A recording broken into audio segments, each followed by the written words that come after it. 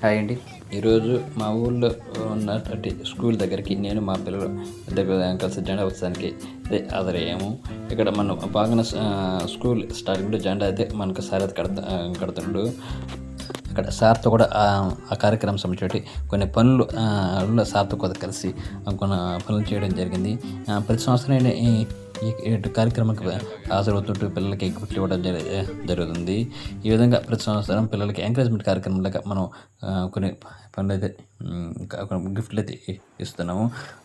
ఈసారి మనం పిల్లలకి జామెట్రీ బాక్సులు, నోట్ బుక్స్లు, తర్వాత పెన్సిళ్ళు, బలపాల ప్యాకెట్లు, తర్వాత బిస్కెట్ ప్యాక్స్ ఇవన్నీ పిల్లలకి అయితే ఇవ్వడం జరిగింది. కానీ ఫస్ట్ స్టార్టింగ్ ఒక ప్రసంగం అదే స్కూల్ జెండా ఉత్సవం జరుగుతుంది. అప్పుడు స్కూల్ పిల్లలు ఎండలో నిలబడడం ఎక్కువ టైం ఉండకూడదని అక్కడ కొద్దిగా స్పీచ్ ఇవ్వాలని అన్నది కొద్దిగా తొందరగా జెండా ఎగరేసి లోపలికి అయితే తీసుకెళ్ళడం జరిగింది. నేను తెచ్చిన గిఫ్ట్లు ఒక టేబుల్ మీద అరేంజ్ చేసి అన్ని గిఫ్ట్స్ ఒక టేబుల్ మీద అరేంజ్ చేసి తర్వాత ముందు స్కూల్ టీచర్ కొద్దిగా మాట్లాడారు.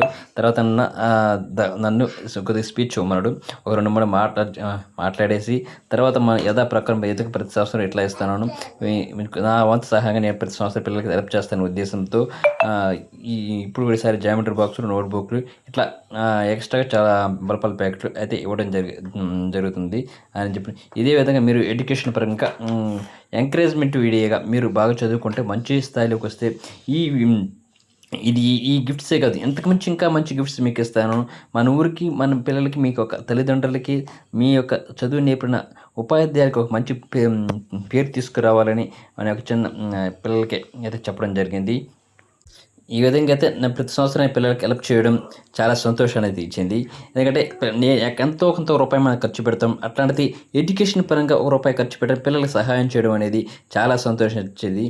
ఎంత ఖర్చు పెట్టినా, చదువుకి ఎంత ఖర్చు పెట్టినా అది ఒక చెప్పలేని ఒక ఇది.